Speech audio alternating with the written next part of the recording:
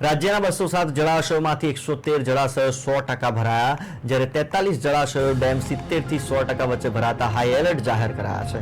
આ સિવાય રાજ્યના 18 ડેમ 50 થી 70% ભરાતા એલર્ટ અપાયું છે. 23 ડેમમાંથી 25 થી 50% વચ્ચે તેમજ 9 ડેમમાં 25% થી ઓછું પાણી સંગ્રહ થયું છે. આમ રાજ્યના કુલ 207 જળાશયોમાં 81% થી વધુ જળ સંગ્રહ થયો છે. રાજ્યમાં વરસાદને પરિણામે સૌથી વધુ સરદાર સરોવર યોજનામાં 1.14 લાખ ક્યુસેક પાણીની આવક સામે 79,000 ક્યુસેક પાણી છોડાઈ રહ્યું છે, જ્યારે